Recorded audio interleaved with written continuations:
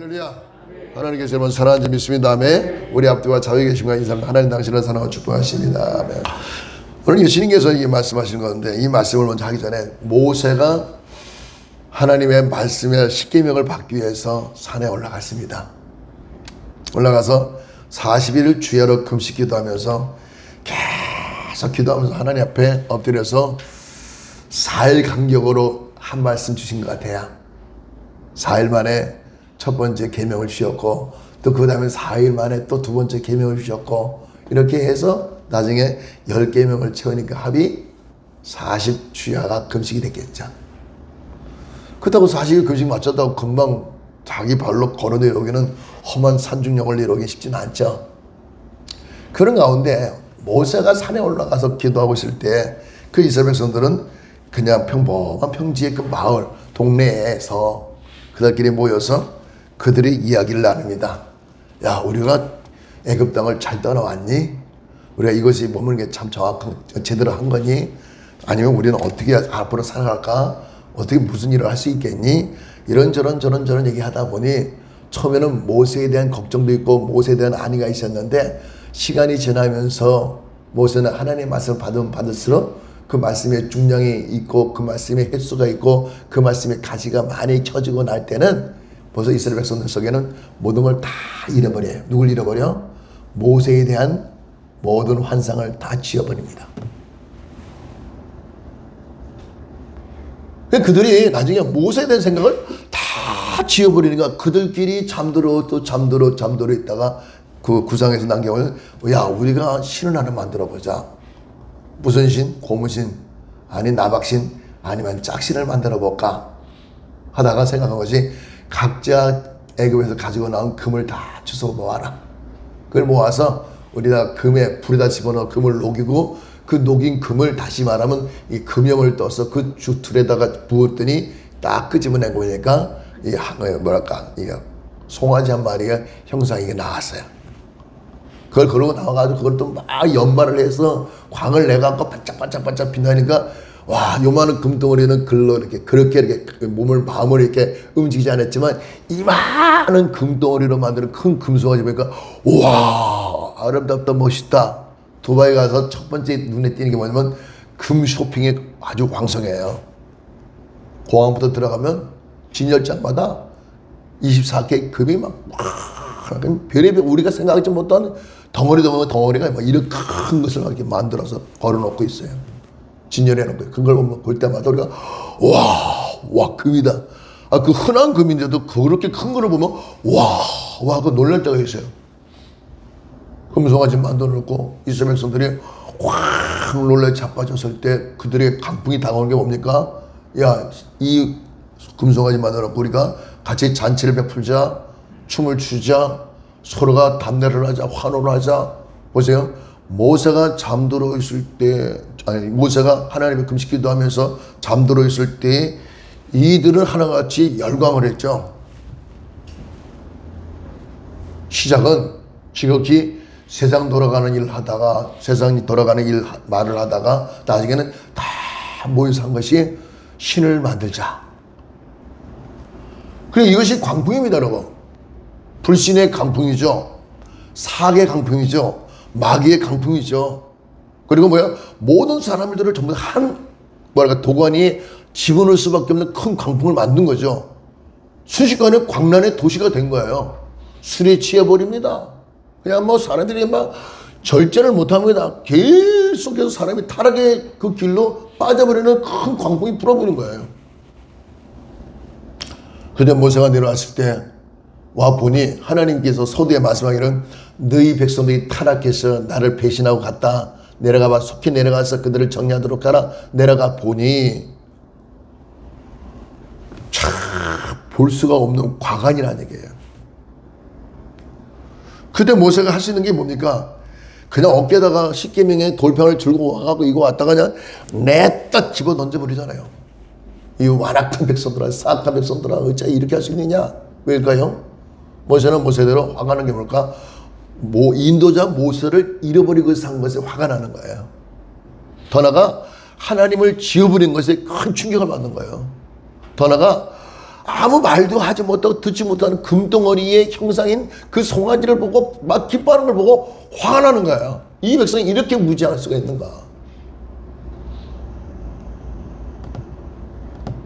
여기 성경에도 보면 예수님이 그 길을 가자, 저 건너편으로 가자, 저 동네로 가자, 저쪽으로 가자, 이렇게 그곳에 가는 것을 지시를 하고 그곳에 명하고 그곳을 도달하기를 원하고 있었는데, 제자들이 바다 한가운데서 큰 광풍이 불어왔을 때 이 제자들이, 예수님은 백고문에서 주무셨지만 제자들은 선상 위에서 무슨 이야기를 나눴을까요? 예수님의 이야기보다, 그렇죠? 자기들만의 이야기죠. 너 그때 봤어? 우리 막달라인이라는 그 마리아의 그 귀신이 들어왔을 때 예수님이 딱 7마귀 귀신을 쫓아내니까 그거 온전하게 됐더라. 그런 얘기부터 시작을 해서 나중에 너 그때 뭐 했었니? 너 그때 뭐 했었니? 자기들 이야기만 계속 주워 모아서 쌓아놓고 그 말장치를 계속하는 거죠. 그때 너는 실수한 거야. 너는 잘못한 거야. 너 때문에 그런 문제가 생겼어. 저 문제가 생겼어. 이러다 보니까 행성지의 방향치를 잃어버렸다는 얘기예요. 그러니까 쓰담떠라는 말에 쓸데없는 말을 하다 보면 그 말 속에 화제의 주인공 예수님이 계셔야 예수님이 정확한 우리의 삶의 이정표가 될 수 있는데 불구하고 어떻게 됐어요? 이렇게 빗나가는 이야기를 통해서 전혀 다른 곳으로 가고 있다는 거예요. 이걸 이름하여 뭐야? 이탈. 그래, 이탈. 바다는 바다 길이 있어요. 육지 위에는 육지, 사람과 자동차가 모든 움직이고 있는 동체들이 움직이는 길이 있는 것처럼 또 하늘은 하늘의 길이 있단 말이에요. 별의 길이 있듯이. 근데 하나님께서 분명히 예수님을 통해서 저쪽 변으로 가자 했을 때 그 길을 그대로 갔으면 괜찮은데 그 길에 벗어났을 때 알 수 없는 거센 광풍이 불어오고, 그리고 뭘까요? 바람이 팍 분과 동시에 파도가 확 일어나가지고 배를 삼키듯이 물이 들어왔다 아까 말이에요. 우리가 어느 살 때에 세상 살아갈 때 살아가면 우리가 피치 못한 큰 아픔과 괴로움과 슬픔과 억울함과 속상함이 이렇게 들어왔을 때 보면 거기 보면 그 길에 가지 말아야 했을 때를 갔기 때문이에요. 그 길을 꼭 가야겠지만 시간상으로 볼 때 그때 그 시간에 가지 말고 피해 가든지 조금 빨리 가든지 이렇게 했어야 되는데 그게 아니라 자기가 모든 걸 주관하는 것에 따라 가다 보니 알 수 없는 환란을 경험한다는 거예요. 하나님, 이것을 어떻게 내가 이해를 해야 될까요? 생각하고선 뒤로와서 하나님 말씀 주셨을 때 잠들어 계신 예수님을 흔들어 깨워라. 깨어날 수밖에 없어요. 우리가 지난날의 후회한들 그 세월이 돌아간 세월이 다시 돌아오지는 않겠고 다시금 앞으로 새 출발하고 새롭게 다가가기 위해서는 뭘까? 잠든 예수님을 깨워라. 내 안에 예수님이 잠들었으니까 예수님 나 지금 여기 있습니다. 나 좀 살펴보세요. 예수님 좀 일어나세요. 노크를 막 가슴을 쿡쿡쿡 하면은 하나님께서 깨워서 나서 왜 그러냐라고 묻겠죠. 만약에 예수님이 성전에 계시면은 성전 문을 들여서 예수님 우리 왔습니다. 우리 소원을 들어주세요. 우리 문제를 해결해 주세요. 막 간절히 깨우시면 예수님이 주무시다가도 왜 그러냐? 내가 문제를 해결하려 따라 안심해서 돌아가라. 네 믿음이 너를 구원하였다. 라고 말씀하시면은 간단한 일인지 믿습니다. 근데 우리는 이런 환경에 왔을 때 쉽게 말하면 이거 그냥 죽고 말지 뭐. 죽으면 끝날 것 같고 뭐 그래. 이거 죽어버려도 되지 뭐. 이렇게 말하는데 죽어도 될 것 같으면 모르는데 죽지를 않거든. 죽는다 하도 그 죽어집니까? 저 가능히 살리는데. 내가 지난날에 60평생을 살아오면서도 생각해보면 수없이 죽겠다고 죽어버리겠다는 말을 많이 했는데 아직까지 안 죽어봐서는 죽을 때가 안 됐다는 얘기겠죠. 이럴 때 어떻게 다시 마음을 가다듬고 내가 살아야겠다는 생각할 때 잠든 예수님을 심하게 격하게 노크에서 흔들어서 깨워서 우리의 사정을 들어주시라고 이렇게 탄원을 해야 될 줄을 믿습니다. 그거밖에 없는 거예요. 그래서 누가복음 18장 1절에 기도하고 낭망하지 말할 것을 일러 비유로 말씀하실 때 너무 속상하고 억울한 그 가부의 소원을 들어달라고 가부가 재판장을 환영하여 타원을 할 때 재판장에 그 문제를 해결하지 않고 내 업무를 볼 수 없다 하며 쉽게 문제를 해결해 준 것처럼 기도하는 것도 없다고 말해요. 하나님께 기도하는 건 탄원하는 거예요. 내가 이렇게 부족해서 연약해서 나는 안 됩니다. 할 수 없습니다. 자기의 스톱 사인을 자기의 스톱 스위치를 놓고는 난 아무것도 못합니다. 이렇게 팔짱을 끼고 뒷짐을 하고 이렇게 머물러 있는 것이 아니라 다시 어떻게 출발 스타트 버튼을 누르고 뭔가 내가 시작하겠습니다 이렇게 했을 때 그 하나님이 그 다시 시작하는 걸 여러분을 보시고 여러분을 통해서 하나님이 일을 하고자 하는 일이 있음에 자 주무시는 예수님이 일어나서 주무시는 하나님이 일어나서 여러분의 일을 대신해 주실 줄을 믿습니다. 그 24절에 제자들이 나와 깨워 가로되 주여 주여 우리가 죽겠나이다. 그게 뭐냐 죽겠나이다. 죽을 때쯤 되면 그때서 깨운다는 거예요. 예수님 난 살려달라고. 근데 기도하지 않고 흔들어 예수님을 이렇게 흔들어 깨우지 않는 거는 뭘까? 아직 죽을 만큼 고생하지는 않고 있기 때문에 그런다. 살만하니까 찾지를 않는 거예요. 견딜만하니까 찾지 않는 거예요. 무슨 말? 자기의 소유와 자기의 생각과 자기의 기치를 가지고 살아갈 수 있다는 여유가 있기 때문에 아직 주무시는 예수님을 흔들어 깨우지 않고 있다는 얘기예요.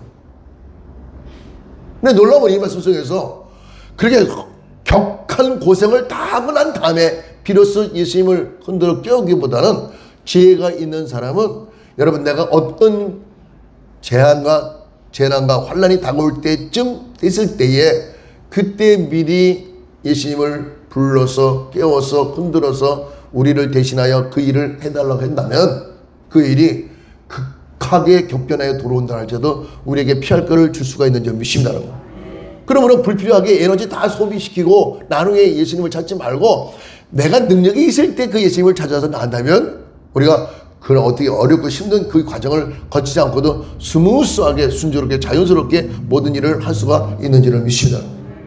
이게 지혜 있는 거예요. 오늘 말씀의 요지는 그거예요.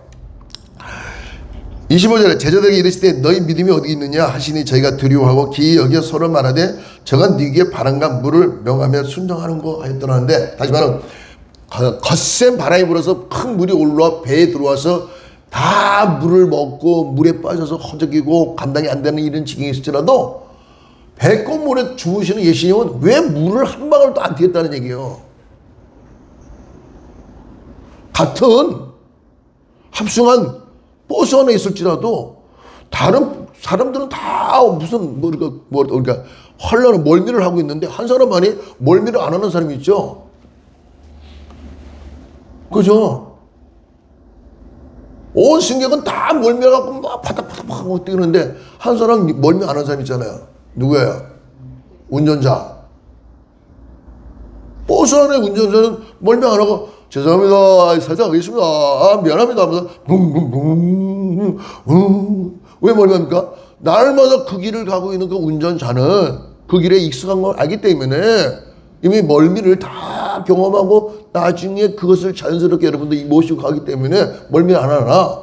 초행길에 그 차 버스를 타고 가신 분들이 차가 요동을 하고 깊은 낭떠러지가 밑에 보이고 하늘은 빽빽하게 보이고 이랬다면 멀미가 나오죠. 멀미가 나죠. 그러니까 우리 예수님은 우리의 인생의 길에 먼저 선도 주자라는 얘기예요. 우리가 어느 길에 가야 된다는 걸 알고 계시기 때문에 그 길을 이렇게 우리 모두를 이끌어 가는데 예수님께서 그 모든 걸 다 경험하시고 있게 하시기 때문에 충분히 갈 수 있는 여유와 평안함이 있는 줄 믿습니다. 그러나 믿지 못한 우리는 깊은 낭떠러지 보고 우액하고 멀미가 안 하는 것처럼 깎아지는 절벽을 보고 아찔해서 멀미가 나는 것처럼 그런 걸 경험하고 있다는 얘기죠. 그런데 예수님께서 그 모든 길을 다 아니까 이럴 땐 이렇게 하고 저럴 땐 저렇게 하는 걸 말하고 있는 거예요. 삶 속에 믿음이 있는 사람들은 예수님의 그 아주 유능한 조종관을 붙잡고 조정해 나가는 것처럼 예수님의 그 능력을 아는 믿음 있는 사람들은 어떻게 해요? 그냥 여유를 가지고 올라가 내려가 이러면서 편안히 갈 수 있다는 얘기예요. 근데 목사가 돼갖고 스님이 돼갖고 보살이 돼갖고 믿음이 없으니까 각자의 힘들의 이름을 보면서 나중에 비행기 내리는 거 보니까 점점 얼굴이 노래갖고 풀려갖고 내려오더라고. 우리 교회도 마찬가지 여러분들. 하나님의 말씀이 우리 교회에 임했고 저는 그 말씀 붙잡고 하나님 말씀을 전하고 있는 내가 만약에 내가 믿음이 없어서 그러면 여러분들 어떻게 아이 목사님 믿음 없이 저는 우리 어디를 어떻게 하라는 거 같이 왜 이게 멀미를 심하게 하는 그런 시간이 연속이겠죠. 저는 그 믿음을 다시 키우기 위해서 하나님 나에게 믿음을 주시옵소서 주시옵소서 이 길을 가야 됩니까 가지 말합니까 할 때 하나님의 말씀이 이럴 때 내가 시킨 대로 해라 이 길을 가도록 해라 내가 준비 다 해놨다 내가 이미 다 모든 걸 해결했다 믿고만 가라 예 아버지 감사합니다 이러고 가니까 내 얼굴에 편안함이 있으니까 여러분이 제 얼굴을 보니까 아 목사님 뭔가 믿을 만한 데 있구나 믿는 데가 있으니까 저러고 편안하겠지 그 마음을 여러분에게 심어주니까 여러분들이 아멘 하는 줄을 믿습니다. 그 얘기예요. 한 가정에서도 마찬가지죠. 믿음 있는 엄마가 아빠가 있어서 걱정하지 마라 하나님께서 다 해주실 것이다 예수님이 다 문제 해결해 줄 거다 이렇게 믿음을 가지고 있으면 모든 자녀들이 그곳에 아빠 엄마의 하고 있는 얼굴 표정을 보고 아 믿음이 있구나 뭔가 할 수 있는 일이 있겠구나 그걸 보고 모두가 편안하게 안정적으로 계획을 세우고 그 뜻 가운데 한 발짝 한 발짝 진행할 수가 있는 점이 있습니다. 여러분.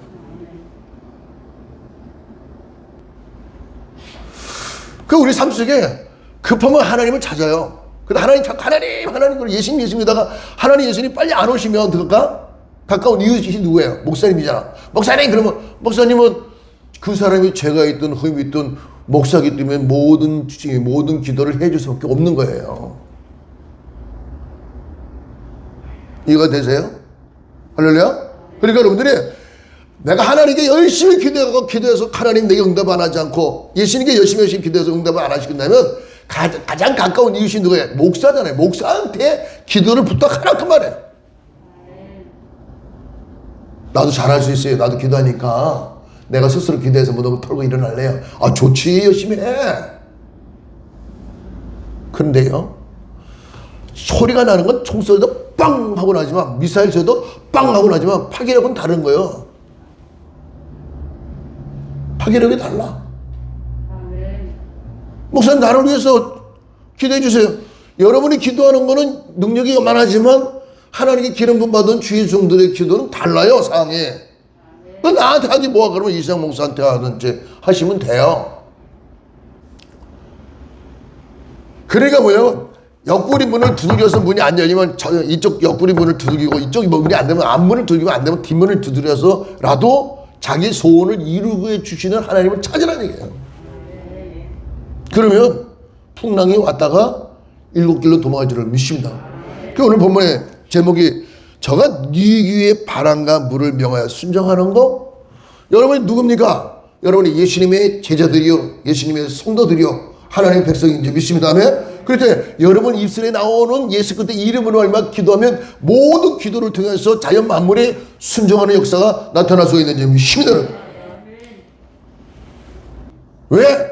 천지 만물을 창조하신 하나님께서는 모든 세력들을 다스릴 수 있고 누를 수 있는 권세가 있기 때문에 그 권세자이신 하나님께 기도하게 되면 모든 범사가 형통한 역사가 나타날 수 있는지 믿습니다. 그게 답이에요.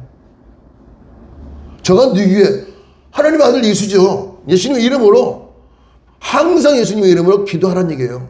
왜? 세속적인 얘기하지 말고 사람에 빠져서 움직이지 말고 쓸데없는 생각 속에 금송아지 만들지 말고 예수님이 고이 주무시면 나도 같이 믿음을 갖고 자면 되는 거고 예수님 주무시면 내가 찾아가서 예수님한테 우리 이런 거 질문할게요. 이런 건 어떻습니까? 다시 말하면 학습하는 시간을 더 많이 가지면 가질수록 예수님과 더 가까이 갈 수가 있는 줄 믿습니다. 그 얘기예요. 그 얘기. 저희가 두려워하고 너희 믿음이 어디 있느냐? 믿음이 없으니까 두려운 거예요. 내 앞에 믿음이 없으니까 앞으로 어떻게 살아야 될까? 그 영적 염려가 쌓여있지만 예수님 앞에 하나님 내 속사정을 다 드러내겠습니다. 나는 어떻게 살아야 될 수 있습니까? 이렇게 얘기를 한다면 하나님께서 그런 모든 걸 다 이루어줄 줄을 믿습니다. 결론 맺을게요. 그냥 예수님 따로 모셔놓지 마세요. 그러면 우리가 예수님 없는 세상에 살면은 아주 정확하게도 세속적인 것이 막 들어와요. 하나님이 기뻐하지 않는 것이 막 들어와요. 그러면 하나님을 더 멀리 동떨어지게 만드는 어떤 우상 숭배자가 돼요. 그래서 적어도 우상 숭배자가 되지 않기 위해서는 뭘까요? 날마다 내 마음에 예수님의 심장을 가지고 있다는 걸 느끼면서 예수님을 찬양하고 기뻐하면은 큰 환난과 풍파와 이런 세파가 다가온다 할지라도 이것이 내게는 짐이 되지 않고 살짝 터치되어 가는 줄을 믿습니다. 할렐루야. 이 말씀 드리고 마칠게요. 그러니까 삶 속의 정신력에 험한 산 중령을 넘어온 사람들은 그거 가지고 뭘 그래 그러고 넘어가지만 이렇게 작은 나지막한 집 앞들의 동산 넘어다녔던 사람들은 그런 경험을 안 했기 때문에 쉽게 아픔이 오는 거라 봐야 돼요. 공통점이 있죠? 체력 훈련들 안 하잖아요. 근데 이분들은 체력 훈련 안 해도 어릴 때부터 그 모든 짐을 지고 왔기 때문에 이미 세포 조직이 강인한 저항을 갖고 있다는 얘기예요. 왜요? 왜 결론을 그렇게 맺어요, 그래? 내가 하고는 말이에요. 기도도 여러분, 이게 기도도 이게 하루에 어째 단단하게 기도를 해야 뭔가 얻을 수 있는 게 있는데, 설렁설렁 하는 거, 소프트처럼 이렇게 해보면 얻는 거 있더라도 가볍고 쉬운 건 없기 때문에 또 얻어야 된다는 얘기예요. 이해가 되셨어요? 아멘으로 받아들이시는 거죠? 그래서 나도 이제부터는 진짜 팔 걷어붙이고 죽도록 한번 기도해보자. 해보세요. 그러면 왜 내한테만 이런 이 문제가 생기나 저런 문제 생기나 생각 안 되고 모든 사람들에게 평화가 임하듯이 동일한 평화가 임할 줄 믿습니다. 여러분. 다시 주여 삼는다. 시작. 주여 하시는 아버지 하나님께 아버지 감사함으로 귀한 예물 드렸습니다. 예물 드린 속에 있지만 흔들어 넘치 축복하여 주시옵소서. 얻는 가운데 소중한 예물 함께 드렸습니다. 하나님 꼭 기억하여 주셔서 이들에게 아버지 흔들어 눌러 복을 주시되 아버지 하나님 100배의 축복을 내려 주셔서 모든 가정에 이 어려운 아버지 코로나 경제 한파에 시들어 있는 이들에게 다시 소생함을 주시고 일어나 빛을 발하게 주여 축복을 허락하여 주셔서 날마다 믿는 믿음 가지고 예수님을 찬양하고 높임에 기적 같은 일들이 일어나게 축복하여 주셔서 환난과 재앙에 피해가도록 하여 주셔서 아픔과 고통이 사라지게 주여 축복을 허락하여 주셔서 하나님의 영광이 우리 모두의 큰 기쁨이 들어 복을 내려 주시옵소서. 예수님으로 감사하며 기도드리나이다. 아멘. 지금은 우리 주 예수 그리스도의 은혜와 하나님의 진한 사랑과 성령의 인도하심에 충만하시어 오늘 이 자리 머릿속에 예배를 드리고 돌아가는 자들 머리 위에 저들의 직장과 사업장 남편 자녀 범사 위에 이제로부터 영원토록 함께 하시기를 간절히 축원을 드리나이다. 아멘.